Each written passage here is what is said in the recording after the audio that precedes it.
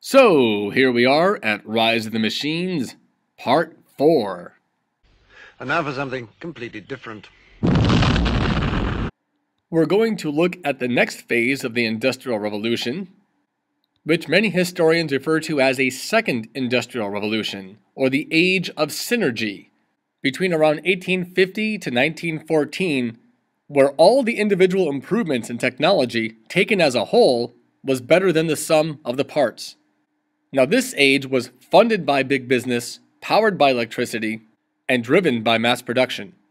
Now, to begin, we'll look at some major innovators, such as Alessandro Volta, who in 1800 invented the first true battery.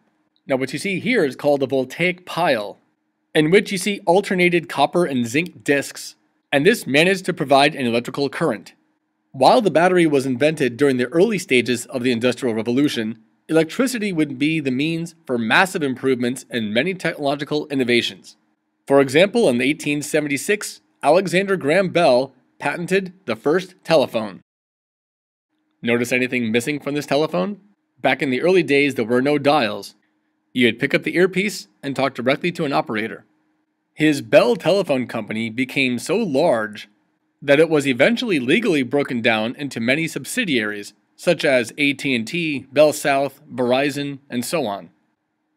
Thomas Edison was arguably the greatest American inventor of all time, holding over 1,000 U.S. patents. In 1877, he invented the phonograph, which was a precursor to the record player. In 1879, he developed his favorite invention, the incandescent light bulb. And to name another of his many inventions, in 1888, he invented the kinetoscope, which was an early motion picture device. In a famous account, an associate of his found that he had made over 9,000 experiments to improve a battery, yet failed to do so. The associate said, "Isn't it a shame that you haven't been able to get any results?" To which Edison replied, "I have gotten a lot of results. I know several thousand things that won't work." Now, he's often been quoted or misquoted saying something like this, but that is as accurate an account as I could find. Now, Nikola Tesla was a certifiable genius, but his eccentricity made him a bit of a mad scientist. He's famously known for inventing Tesla coils, but he's more important here because he was a major supporter of AC, or alternating current, where the charge periodically reverses direction, while Edison was in favor of DC, or direct current, in which the charge does not. Now, I happen to be a fan of AC-DC. What ensued was a war of the currents, which occurred in the late 1880s, in which Edison even resorted to publicly electrocuting animals to show the dangers of AC. Nonetheless, AC won out due to the fact that it is far cheaper to run over greater distances. If you get your electricity from an outlet in the wall, you are using AC. As far as the automobile is concerned, there was no single inventor we can credit. However, in 1885, Gottlieb Daimler and Wilhelm Maybach designed a small gasoline-powered internal combustion engine to power a motorcycle, and a year later to a stagecoach and to a boat.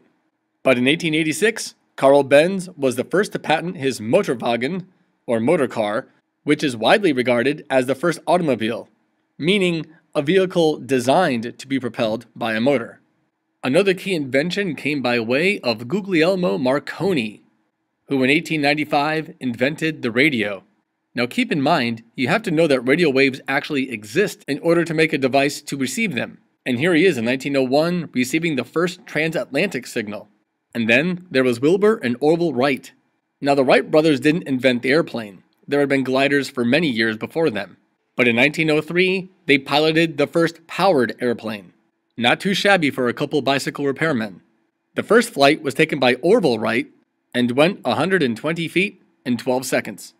And of course, what made this invention possible was the internal combustion engine.